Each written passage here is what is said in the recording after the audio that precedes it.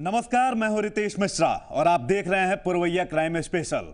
आज बात होगी बिहार में बेखौफ हुए अपराधियों के बारे में जिनके निशाने पर अब खाकी आ चुकी है, और बात होगी पहेली बनी एक मौत के बारे में। साथ ही आराकूट ब्लास्ट के मामले में पुलिस को मिली सफलता के बारे में भी आपको बताएंगे, और इसके साथ ही दिखाएंगे कि कैसे खूंटी में उग्रवादियों को मिल रही है शिकस्त। तो चलिए शुरू करते हैं पुरवैया क्राइम स्पेशल।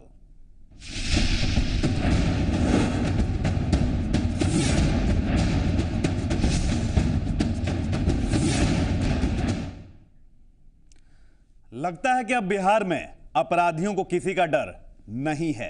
बिहार में खाकी को भी अपराधी अब निशाने पर लेने लगे हैं। अब वो खाकी वर्दी वालों को धमकी देने से भी बाज नहीं आ रहे।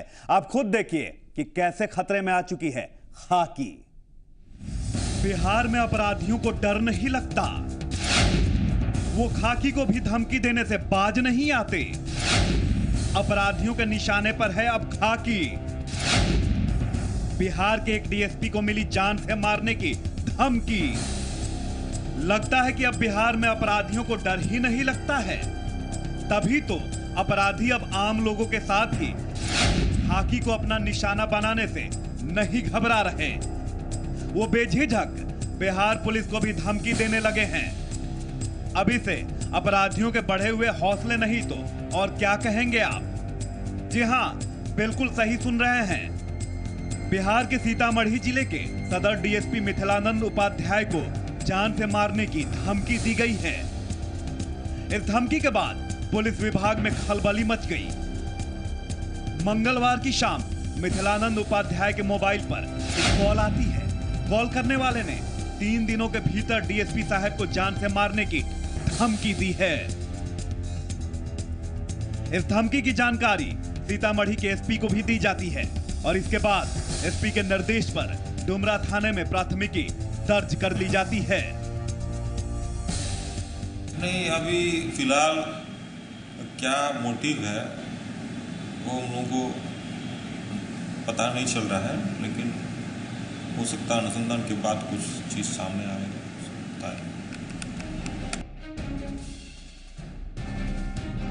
धमकी देने वाले की फिलहाल पहचान नहीं की जा सकी है, और ना ही धमकी देने की वजह का ही पता चल सका है। लेकिन पुलिस तुरंत हरकत में आ जाती है। सीतामढ़ी के डीएम और एसपी के निर्देश पर जेल में छापेमारी भी की जाती है, और इस छापेमारी में विभिन्न वार्डों से 6 मोबाइल फोन और आधा दर्जन से अधिक सिम पुलिस के हाथ लगते हैं। जेल में छापेमारी करते रहते हैं। जब भी हम लोग को सूचना मिलती है हम लोग तुरंत कार्रवाई करते हैं। फिर मोबाइल बरामद हुआ है। इस संबंध में जो चेकिंग में कुछ कमियां हैं उस संबंध में हम लोग इसको डिटेल रिव्यू कर रहे हैं। बहरहाल पुलिस मामले की जांच जरूर कर रही है, लेकिन जब तक धमकी देने वाला पुलिस की गिरफ्त में नहीं आ जाता तब तक कुछ भी कहना मुश्किल है। त्रिपुरारी शरण, जी मीडिया, सीतामढ़ी। पालीगंज में एक मौत पहेली बन गई है। पुलिस इसे सड़क हादसे में हुई मौत करार दे रही है, तो वहीं दूसरी तरफ मृतक के परिजनों का कहना है कि यह मौत का नहीं बल्कि हत्या का मामला है। लोगों का गुस्सा भी भड़क गया और वो सड़क पर उतर आए, और फिर क्या हुआ जरा आप भी देखिए। हत्या या हादसा के सवाल पर उलझी पुलिस। परिवार वाले हत्या का मामला बता रहे। क्या है मौत की पहेली। पालीगंज में सड़क किनारे एक युवक का शव बरामद होता है, लेकिन यह शव कई सवाल भी खड़े करता है। पुलिस और परिवार दोनों ही सवाल में उलझ जाते हैं। पुलिस वालों का कहना है कि यह एक सड़क हादसे का मामला है, तो वहीं मृतक के परिवार वालों का कहना है कि यह सड़क हादसा नहीं बल्कि हत्या का मामला है।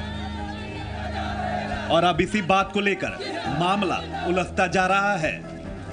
हम लोगों को जो सूचना दिया गया 6 साढ़े 6 बजे, वो कहा गया कि एक्सीडेंट हो गया, लेकिन यहाँ आकर के बॉडी को देखने के बाद यह साफ जाहिर हो रहा था कि एक्सीडेंट नहीं, मतलब हत्या हुई। इसीलिए हम लोगों का मुँह का क्रोध।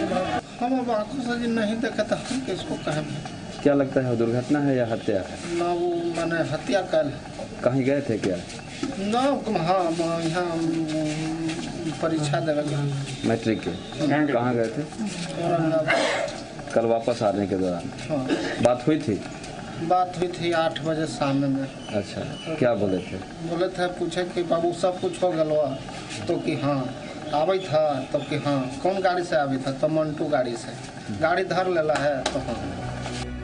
हम आपको इस वारदात की पूरी बात भी समझाते हैं।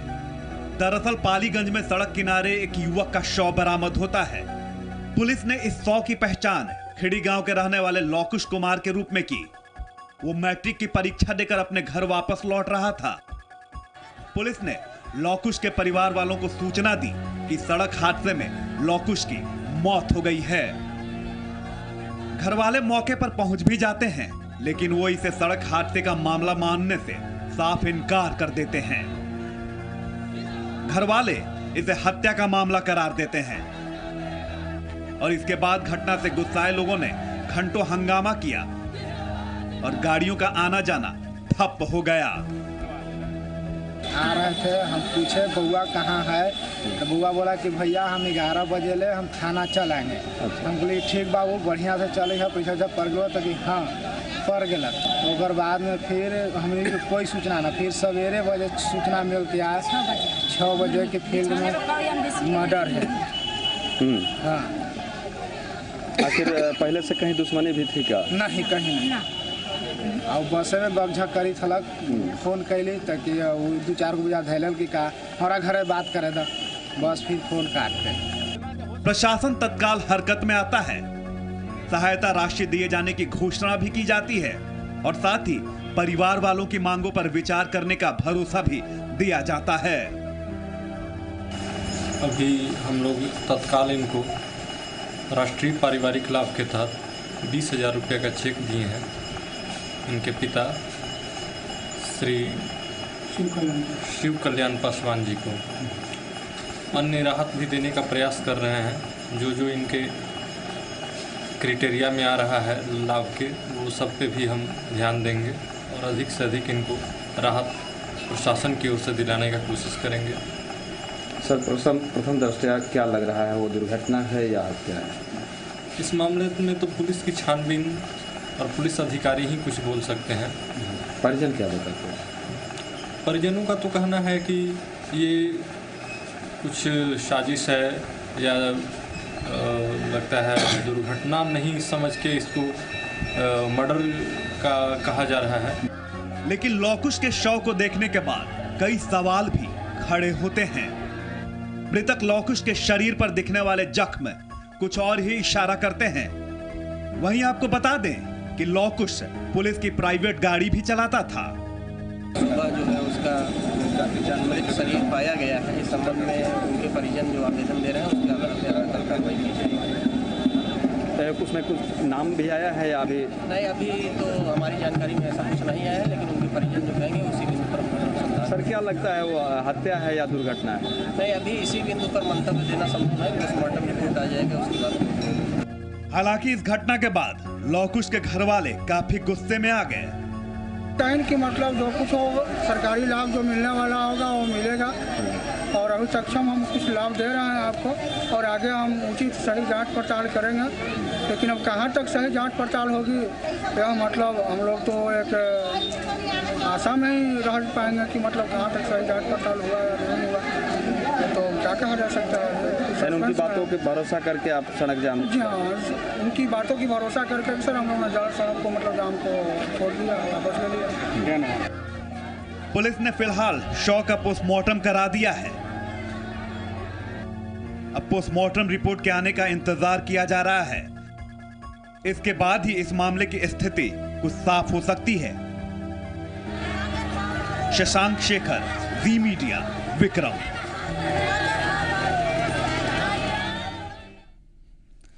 आरा ब्लास्ट मामले में पुलिस को मिली है बड़ी सफलता। क्या है यह सफलता, दिखाएंगे ये भी, लेकिन एक छोटे से ब्रेक के बाद।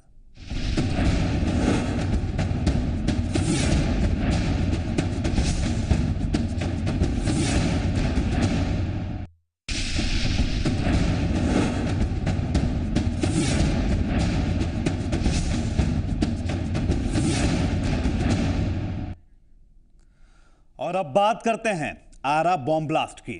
तो आपको याद होगा कि आरा के सिविल कोर्ट में बीते 23 जनवरी को बॉम्ब ब्लास्ट हुआ था। इस धमाके की गूंज बिहार से लेकर दिल्ली तक सुनाई दी थी। अब पुलिस ने इसी मामले में सफलता हासिल की है। इस मामले के 2 आरोपियों को पुलिस ने गिरफ्तार किया है। आरा सिविल कोर्ट ब्लास्ट मामले में पुलिस को मिली बड़ी सफलता। पुलिस ने 2 आरोपियों को किया गिरफ्तार। क्या है गिरफ्तार आरोपियों का आरा कनेक्शन? 23 जनवरी 2015 को आरा के सिविल कोर्ट में बम ब्लास्ट हुआ था। दिन दहाड़े हुए इस बम ब्लास्ट ने बिहार से लेकर दिल्ली तक सनसनी फैला दी थी। इस बम ब्लास्ट को एक महिला नगीना देवी ने अंजाम दिया था। इस बम ब्लास्ट के बाद 2 शातिर अपराधी लंबू शर्मा और अखिलेश उपाध्याय फरार हो गए थे। आपको बता दें कि इस बम ब्लास्ट में पुलिस का एक जवान भी शहीद हो गया था। जनवरी को जो आरा सिविल कोर्ट में ब्लास्ट हुआ था, उसके बाद कांड संख्या 24/15 दर्ज किया गया था। उस ब्लास्ट में एक सिपाही की मृत्यु हो गई थी और जो कैरियर थी महिला बम की, उसकी भी मृत्यु हुई थी। अब भोजपुर पुलिस को इस कांड में एक बड़ी सफलता हाथ लगी है। पुलिस ने 2 लोगों को गिरफ्तार किया है। गिरफ्तार दोनों लोगों के नाम है अंशु कुमार और रिंकू यादव। पुलिस ने इन दोनों को गुप्त सूचना के आधार पर गिरफ्तार किया है। पुलिस के अनुसार ये दोनों लंबू शर्मा के लिए बम बनाने का काम किया करते थे। कांड के 2 अन्य अभियुक्त जिनकी संलिप्तता इस कांड में सामने आ रही थी, अंशु कुमार, रिंकू और अंशु ने ही विभिन्न प्रकार की सामग्री को एकत्रित करके बम का निर्माण किया था और उस महिला के माध्यम से कोर्ट तक पहुंचाया था, जिसके बाद ब्लास्ट हुआ था और उसका फायदा उठाकर लंबू शर्मा और अखिलेश उपाध्याय न्यायालय परिसर से भाग गए। उनके पास से घटना के समय मोबाइल भी बरामद किया गया है। इन दोनों अपराधियों को आरा के शहीद भवन मोड़ से गिरफ्तार किया गया। ये दोनों आरा के चौरसिया गेस्ट हाउस में ठहरे हुए थे। बम ब्लास्ट करने वाली महिला नगीना देवी को बम मुहैया कराने वाले आरोपी ये दोनों ही थे। घटना से पूर्व ये जिस गेस्ट हाउस में रुके थे, चौरसिया गेस्ट हाउस, इसमें महिला के साथ रुका था अंशु। उसके गेस्ट हाउस के रजिस्टर से भी इस बात की पुष्टि हुई है कि ये लोग घटना से पूर्व वहाँ पर थे। लंबू शर्मा का, अखिलेश उपाध्याय का यही मुख्य जो इरादा था इस ब्लास्ट का, और उसी के लिए बम बनाया गया था और महिला को कैरियर के रूप में इस्तेमाल किया। ये सफलता भोजपुर पुलिस के लिए एक बड़ी कामयाबी मानी जा रही है। लेकिन भोजपुर पुलिस के लिए चुनौती बना अखिलेश शर्मा अभी भी पुलिस के गिरफ्त से बाहर है और उम्मीद है कि गिरफ्तार दोनों आरोपियों से पूछताछ में कई और अहम जानकारी पुलिस के हाथ लग सकते हैं। मनीष कुमार, जी मीडिया, आरा। और अब आपको दिखाते हैं कि कैसे हुआ था आरा कोर्ट में बम से हमला। कैसे दिन दहाड़े कोर्ट में हमला कर 2 आरोपियों को छुड़ा लिया गया था। कोर्ट कैंपस में धमाके का मंजर और अस्पताल में घायलों की चीख पुकार। शुक्रवार को अपने अपने काम से आरा सिविल कोर्ट आए इन लोगों को ये कहां पता था कि वे एक कैदी के जेल से बाहर आने की खतरनाक साजिश का शिकार बन जाएंगे। बताया जा रहा है कि कोर्ट कैंपस में धमाके का मास्टरमाइंड लंबू शर्मा नाम का वो कैदी था, जो धमाके के बाद अखिलेश उपाध्याय नाम के एक दूसरे कैदी के साथ कोर्ट हाजत से भागने में कामयाब रहा। इसमें एक महिला की मृत्यु हो गई है, एक कांस्टेबल की भी मृत्यु हुई है और इस घटना में प्राइमा फेसी जो बात आ रही है, लंबू शर्मा नाम का एक अभियुक्त जो किसी मामले में पेश होने के लिए यहाँ पर आया था, वो भागने में सफल रहा। एक अखिलेश उपाध्याय भी भागने में सफल रहा है। ये दोनों लोग पीरों के हैं। बताया जा रहा है कि पहले से तय प्लान के मुताबिक लंबू के गैंग की एक महिला बम लेकर कोर्ट कैंपस में घुसी और कोर्ट हाजत की तरफ बढ़ने लगी। इसी बीच वहां तैनात एक सुरक्षाकर्मी ने जब उसे रोकने की कोशिश की तो बम ब्लास्ट हो गया और महिला सहित उसे रोकने वाले सुरक्षाकर्मी की भी मौत हो गई। कुल 16 लोग घायल हो गए। और आज ये किसी दूसरे मामले में पेश होने के लिए आया था और जो अखिलेश उपाध्याय है वो भी कम से कम 10-12 डकैती के कांडों में संलिप्त है। तो ये दोनों लोग पूरा सुनिश्चित ढंग से भागने की साजिश करने के लिए इस तरह की घटना को अंजाम दिया है। इसमें कहीं कोई दूर दूर तक अभी कोई आतंकवादी घटना होने का या कोई टेरर या अटैक होने का या फिदायीन हमला होने का बात अभी तक सामने नहीं आ रहा है। धमाके के बाद फरार होने वाले लंबू शर्मा नाम के जिस कैदी को ब्लास्ट का साजिशकर्ता बताया जा रहा है, उसने 10 जुलाई 2009 को भी आरा कोर्ट में जितेंद्र सिंह नाम के एक वकील की हत्या के इरादे से बम ब्लास्ट किया था, जिसमें विनय तिवारी नाम के दूसरे वकील की मौत हो गई थी और उसी मामले में लंबू आरा जेल में आजीवन कारावास की सजा काट रहा था। धमाके के बाद भी कोर्ट में सुरक्षा के पुख्ता इंतजाम नहीं थे, जिसे लेकर अब कार्रवाई की बात कही जा रही है। बहरहाल इस घटना के बाद सबसे बड़ा सवाल यह है कि जो पुलिस 3 हत्या और 1 डकैती के आरोपी की साजिश को नाकाम नहीं कर पाई, वो भला आतंकी साजिश या हमले से कैसे निपट पाएगी। मनीष कुमार, जी मीडिया, आरा। और यहां रुकते हैं एक और छोटे से ब्रेक के लिए, लेकिन जब वापसी होगी तो दिखाएंगे कि कहां पर मिली है नक्सलियों को एक बार फिर से शिकस्त। तो बने रहिए जी पुरवैया के साथ।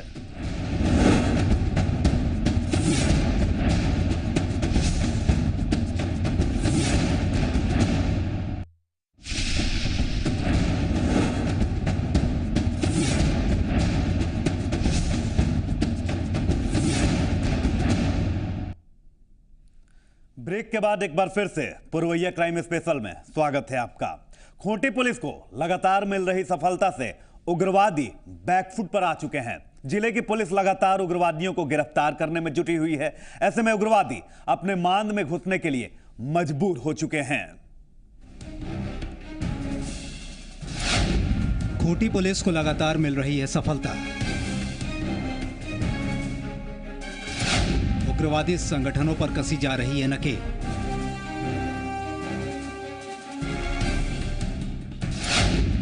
बैकफुट पर आए उग्रवादी संगठन।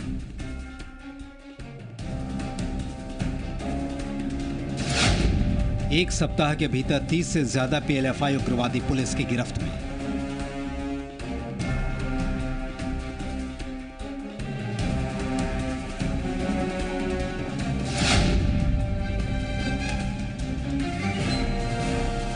राजधानी रांची से सटा है खूंटी जिला, लेकिन यह जिला हमेशा उग्रवादी गतिविधियों को लेकर चर्चा में रहता है। कभी पुलिस उग्रवादियों पर भारी पड़ती है तो कभी उग्रवादी पुलिस पर। लेकिन लगता है कि अब पुलिस ने उग्रवादियों के खिलाफ कमर कस ली है। तभी तो पिछले एक हफ्ते में पुलिस ने उग्रवादियों के खिलाफ लगातार सफलता हासिल की। जी हां, बिल्कुल सही सुन रहे हैं आप। पुलिस ने पिछले एक हफ्ते में पीएलएफआई के करीब 15 सदस्यों को गिरफ्तार करने में सफलता पाई। पीएलएफआई के 2 सहयोगी अजय प्रसाद और अजय सोय को गिरफ्तार करने में सफलता पाई। पुलिस ने इन दोनों को मंगलवार को मुरहू बाजार से गिरफ्तार किया है। इन दोनों के पास से पीएलएफआई के चंदे की रसीद और नकद रुपए भी पुलिस ने बरामद किए। सूत्रों की माने तो गिरफ्तार उग्रवादियों के तार जिले के सफेदपोश लोगों से जुड़े होने का भी पता चला है। हालांकि पुलिस इस बारे में कुछ भी बोलने से इनकार कर रही है। मुरहू बाजार में 2 लड़के, रात का शाम का समय था, 2 लड़के संदिग्ध अवस्था में थाना प्रभारी को मिले। उसके बाद उनको संदेह हुआ। संदेह के बाद दोनों की जब चेकिंग की गई तो दोनों के पास से पीएलएफआई का चंदा रसीद बरामद हुआ और उनके पास से एक मोबाइल बरामद हुआ, जिस मोबाइल से डायल करने पर दूसरा वाला जो नंबर था वह जिदन और आशीषन और सनी का, ये सभी से हमेशा रेगुलर संपर्क में था। शहरी क्षेत्र से, मुरहू के शहरी क्षेत्र से, विभिन्न ठेकेदारों से, कारोबारियों से, व्यापारियों से और क्रेशर वालों से लेवी का पैसा लेकर के इन सुप्रीमो के पास या फिर आशीषन के पास, सनिका के पास, इनके पास ही पहुंचाने का काम करता था। और मुख्य रूप से एक तरह से कह सकते हैं कि शहर में रहते एक तरह का वाइट कॉलर क्रिमिनल था और ये बराबर पीएलएफआई के संपर्क में रहा है। एक का नाम अजय प्रसाद है और दूसरे का नाम अजय सूर्य, दोनों को गिरफ्तार करके जेल भेजा।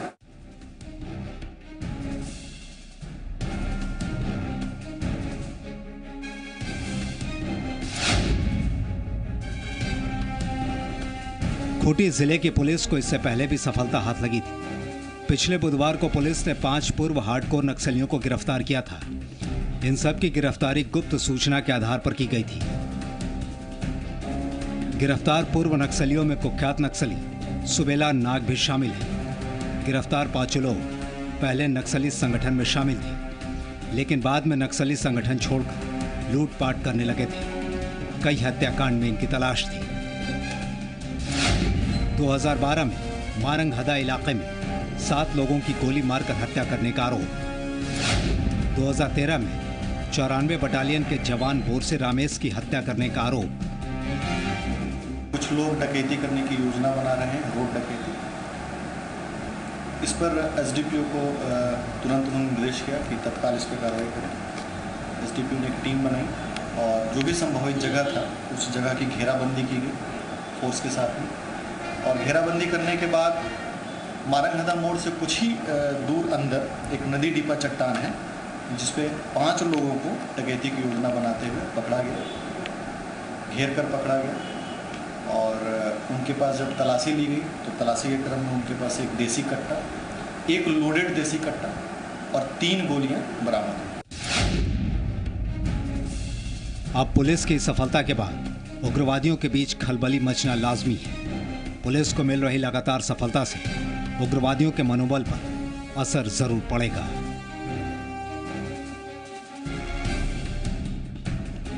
सोनू अंसारी, जी मीडिया, खूंटी। और इसी के साथ पुरवैया क्राइम स्पेशल में आज बस इतना ही। लेकिन आप रहिए सावधान और बाखबर, क्योंकि जुर्म कहीं भी हो सकता है और कभी भी हो सकता है। जुर्म की ताजा खबरों के साथ कल फिर होगी मुलाकात। नमस्कार।